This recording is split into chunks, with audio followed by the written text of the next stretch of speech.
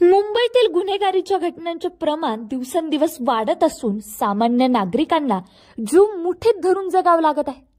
त्यातच आता शहरातून आणखीन एक धक्कादायक घटना समोर आली आहे। ती म्हणजे की एका महिलेने आपल्या पतीला घटस्फोट मागितला आणि त्याने तिच्या तोंडावरती डायरेक्ट ऍसिडच फेकलं। नेमकं संपूर्ण प्रकरण काय चला जाणून घेऊया।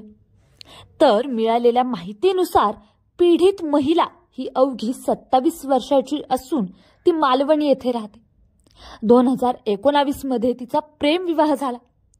मात्र तिचा पती सध्या बेरोजगार असून त्याला अंमली पदार्थ सेवन करण्याचं व्यसन जडलं। एवढंच नव्हे तर त्याचे एका तृतीयपंथीयाशी प्रेम संबंध आहेत असं त्या महिलेला समजलं आणि या सगळ्या मुद्द्यांवरून त्यांच्यात नेहमीच भांडण व्हायचं।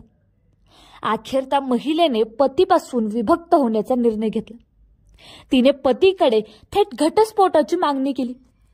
मात्र ते ऐकताच तिचा पती प्रचंड भडकला आणि त्याने रागाच्या भरात तिच्या पत्नीच्या चेहऱ्यावर थेट ऍसिडच फेकला। यामध्ये ती महिला गंभीररित्या जखमी झाली आहे।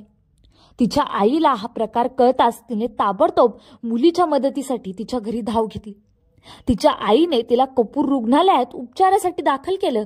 आता त्या महिलेची प्रकृती स्थिरावलेली आहे, पण या प्रकरणी पीडित महिलेने तिच्या पतीविरोधात तक्रार दाखल केली आहे।